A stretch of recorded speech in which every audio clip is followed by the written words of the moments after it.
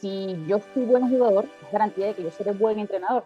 Y es una pregunta pues bastante interesante porque hay muchos jugadores o exjugadores que de pronto llegaron a jugar profesional, o jugadores que fueron, estuvieron en la élite de sus academias y fueron bastante sobresalientes, bastante destacados dentro de su categoría, pero esto no determina de que él sea un buen o mal entrenador. ¿De acuerdo? La segunda pregunta es, si yo llegué a jugar fútbol profesional, determina qué tan buen o mal entrenador seré. Y la verdad es que para responder esto, traigo el ejemplo de José Mourinho. Él lastimosamente pues no tuvo una gran experiencia o trayectoria jugando fútbol, si llegó a jugar fútbol profesional eh, en la Serie B de Portugal, pero fue un lapso muy breve. Creo que jugó con el Cecimbre, pero ya luego se dedicó a estudiar, estudió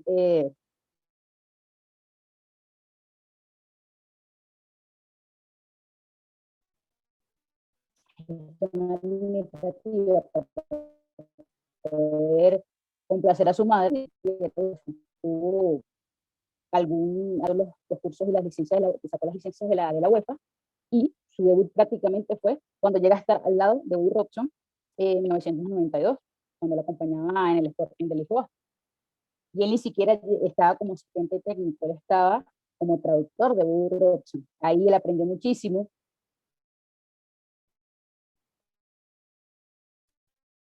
Y digamos que antes de él entrar, primero se capacitó, primero estudió, y luego por casualidad de la vida terminó siendo traductor de Bobby Robson, de la persona que aprendió muchísimo, y posteriormente, ya al pasar de los años, cuando Bobby Robson se va del Barcelona, él queda con el siguiente entrenador, y ahí sigue aprendiendo muchísimo más, ¿no? Entonces, estas dos preguntas las respondería de esta manera. Nosotros, por muy buenos jugadores que hayamos sido, o si no fuimos jugadores destacados, no llegamos a jugar profesional, simplemente nos quedamos en fútbol amateur, esto no va a determinar qué tan bueno o mal entrenador voy a ser. Lo que va a determinar si yo voy a ser un buen entrenador, porque evidentemente nadie quiere ser un mal entrenador, eh, lo que lo va a determinar es las ganas que yo tenga de capacitarme, las ganas que yo tenga de aprender y la pedagogía que yo tenga, porque evidentemente vamos a ir primero de lleno con el fútbol base. Profe, por favor, si puede cambiar la lámina. Muchas gracias. Acá dice, tanto a nivel personal como en la profesional, hay procesos que se deberían cumplir. ¿Por qué digo esto? Yo cuando nazco, primero estoy en una andadera, después me quitan la andadera, gateo, ¿sí? Después camino y me agarro de todo lo que pueda, después camino tranquilo, sin nadie sin un objeto donde sostenerme, después puedo trotar y después corro. Todo hay un proceso, ¿ok? Entonces, tanto en la vida personal como en nuestra profesión, hay un proceso que se debe cumplir. Cuando yo paso de ser jugador a entrenador, lo más recomendable es que nosotros empecemos a estar con los más chiquiticos, con las categorías de las etapas preinfantiles, luego con las infantiles, luego con las juveniles, para ir agarrando, como quien dice, la experiencia que se va viviendo en cada una de esas etapas. ¿De acuerdo? Profesor, por favor, si puede cambiar la lámina. En esta etapa preinfantil, nosotros la podemos llamar iniciación al deporte, que puede ir desde los 4 años hasta los 11, ¿de acuerdo? ¿Y cuál va a ser el perfil del entrenador en esta etapa? Pues el entrenador sí o sí tiene que tener pedagogía para poder brindar todos los conocimientos y las herramientas a los niños, y aparte de esto tener mucha paciencia, porque muchos no, no tienen el conocimiento futbolístico, todos no tienen las ganas, todos no tienen la motivación, o muchos tienen la motivación, pero su coordinación motriz no es la mejor. Entonces nosotros tenemos que armarnos de mucha paciencia, ¿ok? En estas categorías de etapas preinfantiles predominan lo que son los contenidos lúdicos. ¿Por qué los lúdicos? Porque a través del juego que nosotros vamos a hacer que los niños vayan aprendiendo, se diviertan y a través de, a la misma vez que se diviertan puedan ir aprendiendo. Y además también predominan los, hay un profe que dice que así no escucha, el resto sí no escucha. Sí, sí logro escucharla perfectamente, Camila. Okay, perfecto. Okay. Y también predominan los contenidos socioafectivos, porque evidentemente en esta etapa el niño es muy egocéntrico y tiene un egoísmo muy grande respecto al balón. Quiere ser él con el balón el protagonista. Entonces, la siguiente etapa es la etapa infantil. ¿De acuerdo? También lo podemos llamar el desarrollo del fútbol, que iría desde los 12 años hasta los 14 años. ¿Y cuál sería el perfil del entrenador en esta etapa? Pues el entrenador tiene que ser muy proactivo y muy metódico, porque ya estamos en una etapa de desarrollo del fútbol, en donde ya tenemos que meter de a poquito los contenidos de especificidad de la disciplina, los contenidos técnicos. Aquí, como dije anteriormente, ya vamos entrando a la especificidad, predominan los contenidos muy técnicos y los coordinativos. ¿Qué sugiero yo en esta etapa? Como en esta etapa ya tenemos que ir insertando los contenidos coordinativos, el niño tiende a aburrirse cuando hay muchas estaciones coordinativas. ¿Qué sugiero yo en lo personal o cómo lo hago yo? Lo que les sugiero a todos es, se escucha bajo audio, también dice otro compañero, lo que les recomiendo es que cuando hagan estaciones de coordinación, existe una compensación para el jugador. ¿De qué manera? Por ejemplo, si hay una escalera para realizar un ejercicio de coordinación, por ejemplo, un skipping lateral o un y posteriormente pasamos a la etapa juvenil, hablamos de la especialización del fútbol o etapa de perfeccionamiento, y en esta etapa el perfil del entrenador, ¿cuál va a ser? El entrenador tiene que tener un perfil táctico y resolutivo. ¿Por qué táctico y resolutivo?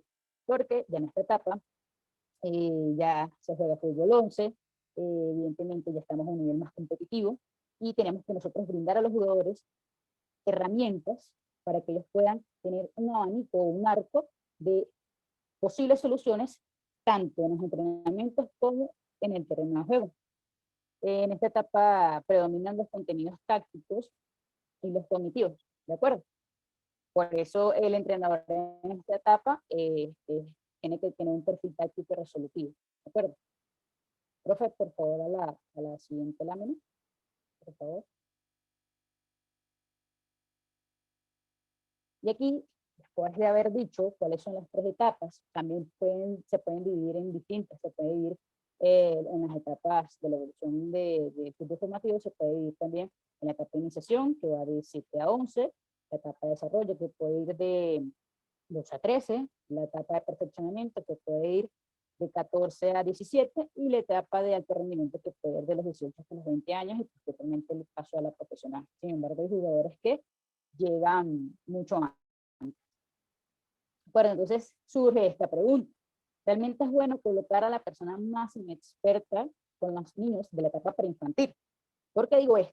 Porque normalmente, y lo digo como experiencia personal, yo ahora estoy en Colombia, pero yo soy de Venezuela, en Venezuela, y aquí he visto que las personas más inexpertas, que digo inexpertas, que no han tenido la experiencia, ese roce con los niños, los colocan con los niños de las etapas preinfantiles, más chiquititos. Y yo no creo que esté del todo mal, pero sí tiene consecuencias cuando no hay un seguimiento y cuando no hay un apoyo constante al jugador, al entrenador, perdón. ¿Por qué? Porque si es una persona inexperta, pongamos un ejemplo de una escuela, llega un profesor que no tiene evidentemente el estudio necesario, las capacitaciones necesarias, el conocimiento necesario para poder enseñar a los niños de primer grado, por ejemplo.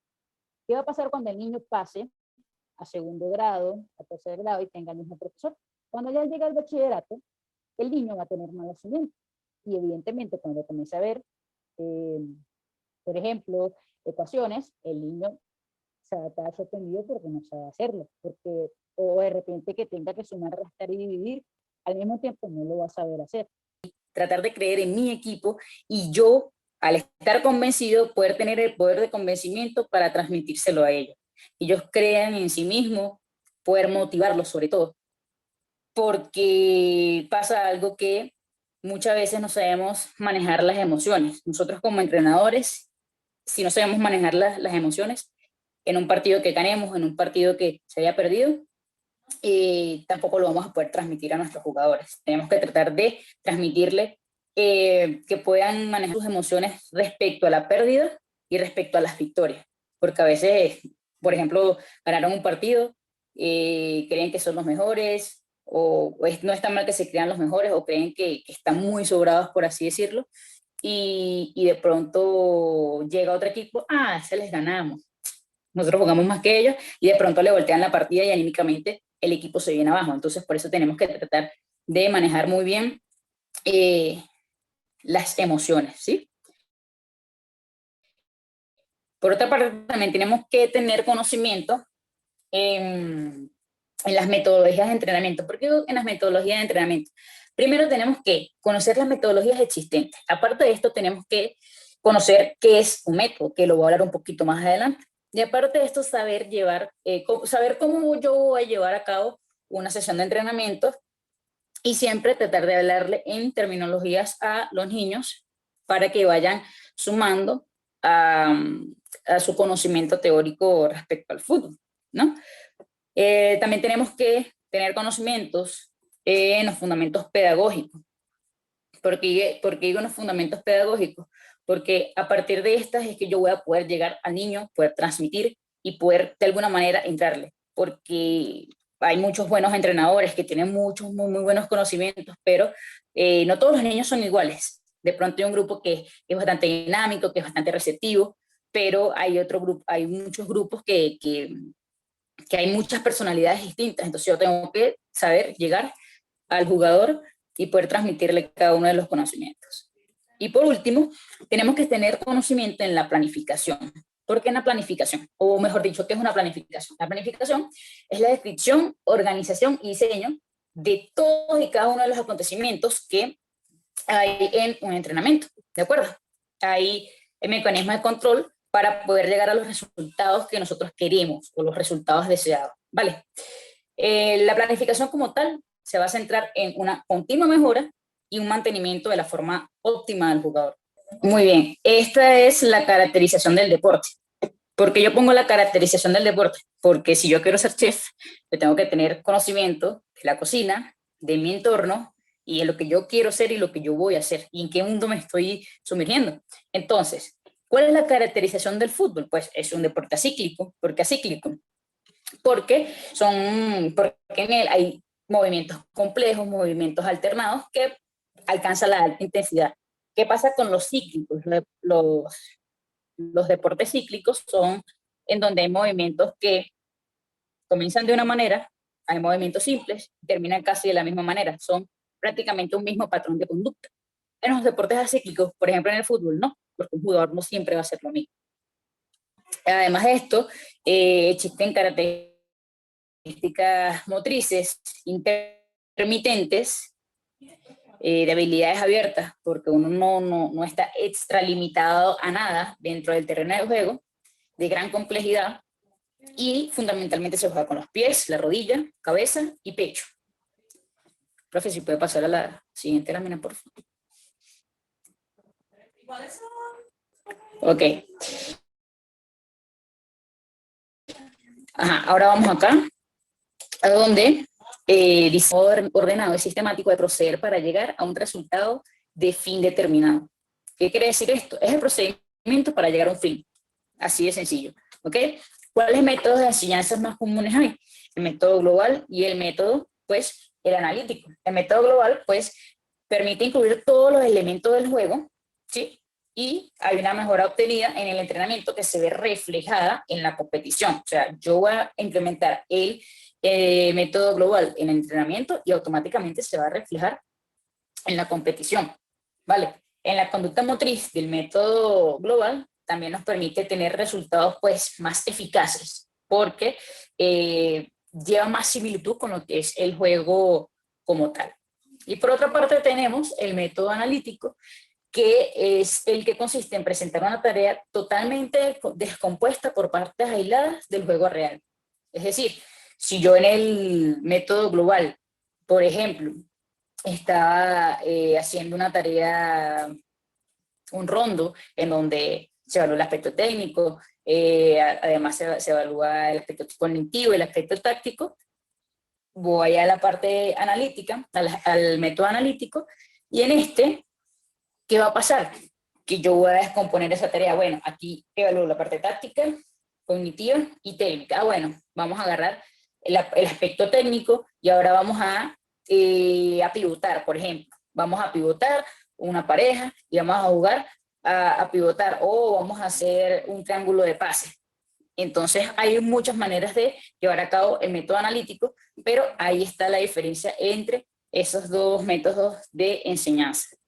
Normalmente el método analítico se va más a la repetición, y normalmente se trabaja más en el aspecto técnico. Profe, si por favor puede pasar a la otra lámina. Ok, aquí cuando hablamos de estrategias pedagógicas, como lo mencioné anteriormente, que uno de los aspectos que nosotros tenemos que dominar como entrenadores para poder ser un entrenador o cumplir con un perfil integral, este es uno de los ítems. En las estrategias pedagógicas tenemos las tareas no definidas, que es donde no se especifica el objetivo final ni las operaciones a realizar. Aquel niño va a reflejar qué es lo que posee, qué herramientas tiene, con qué nació, qué capacidades tiene. ¿Vale? En las semidefinidas se explica el objetivo, pero no se dan las operaciones a realizar para llegar al objetivo. Es decir, estamos en una tarea y digo, bueno, el objetivo es hacer gol. Ustedes verán si juegan con la mano, juegan con los pies, si dan 3 pases y luego hacen el gol. Esto es totalmente, queda totalmente a la decisión del jugador. Y por último tenemos las tareas definidas, que es en donde se explica totalmente cuál va a ser la tarea a realizar, cuál va a ser las operaciones, cuál va a ser el objetivo como tal. Fútbol formativo versus competitivo. Tenemos que el fútbol formativo es desarrollador, formativo, pedagógico y lúdico. Y aquí en esta parte lúdica quiero hacer un énfasis bastante grande, porque a veces creemos que cuando decimos el aspecto lúdico es solamente jugar, y los juegos no tienen que ser aislados a la realidad de nuestro deporte. ¿De acuerdo? No pueden ser aislados, porque la idea es que a través del juego, a través del carácter lúdico, el niño pueda aprender de nuestra disciplina. Entonces, aquí cuando yo hablo de esto, quiero hacer énfasis a un escrito que hizo un colega mío que también estuvo en estos días acá compartiendo con ustedes, y él colocó en su Instagram y puso, hay que utilizar el juego como un medio pedagógico, como una aplicación oportuna, evitando un enfoque de desorden y libertinaje, ya que el juego debe ser fundamentado en el pensamiento racional. Y pues concuerdo muchísimo con este escrito, con este pensamiento que comparte, porque va mucho a lo que digo, que cuando hablamos de carácter lúdico no tenemos que olvidarnos que tiene que ser con énfasis a nuestro deporte, que no tiene que ser con libertinaje, de que lo agarren solamente de broma y se desenfoque como tal del aprendizaje propio del deporte. Y por otra parte tenemos el competitivo, que el fútbol competitivo, que hablamos de un grupo pequeño. ¿Por qué? Porque ya no se tienen los mismos 30 niños, por ejemplo, sino que ya va a un grupo más reducido, en donde van a ser seleccionados como tal por sus superioridades cualitativas. Entonces, ¿qué pasa? Tenemos que nosotros, cuando ya pasamos de ser jugador a entrenador, cada uno cumplió su proceso. Como puse el ejemplo de José Mourinho, primero, cuando era profesor de educación física, dio clases en colegios, también estaba con categorías de formación, después fue traductor y fue aprendiendo, y luego, muchos años después, fue que pudo ser entrenador, pero fue cumpliendo su proceso, no como que dijo, bueno, ya yo fui entrenado, ya yo fui jugador, jugué profesional, jugué primera división, ya yo voy a ser director técnico y quiero dirigir primera división. Muy complicado que pase eso de un día para otro, muy complicado, porque uno tiene que prepararse totalmente. Y aparte de esto, cuando yo estoy en fútbol formativo, tengo que tener algo muy, muy en claro, que yo estoy para formar, no solamente jugadores, estoy para formar hombres y mujeres, porque aquí también se juega fútbol femenino, estoy para formar hombres y mujeres de bien, para formar personas dentro y fuera del campo. Y aparte de esto, entender que cuando hablamos de formativo, nosotros buscamos llegar a la persona, a ser una persona, más que un jugador, ¿de acuerdo? Más allá de lo competitivo, nosotros estamos para formar. Si los niños se están formando, van bien y tienen las capacidades y el título llegó, bienvenido sea, excelente, el título nunca va a desmeritar a nadie, pero tenemos que tener en cuenta que nosotros entrenamos a niños, nosotros estamos con chiquitos y no estamos con minifutbolistas, no estamos con jugadores de elite ni nada por el estilo. Entonces siempre tenemos que tener en cuenta eso, de poner bien los pies sobre la tierra, porque me ha pasado por experiencia propia que me he topado con muchos profes que tratan a los niños como si fuesen unos jugadores profesionales y caemos en un grave error, porque a la larga terminamos frustrando a los niños y son los jugadores más propensos a dejar el deporte por la presión que sienten desde temprana edad. Entonces, sí tenemos que tomar en cuenta qué tipo de entrenador quiero ser yo. Si quiero ser un entrenador formativo o si quiero ser un entrenador competitivo. Ya el tema de la competitividad ya entra de los 14, 15 años para allá. Sin embargo, estamos igual en las categorías formativas hasta los 18 años. Entonces,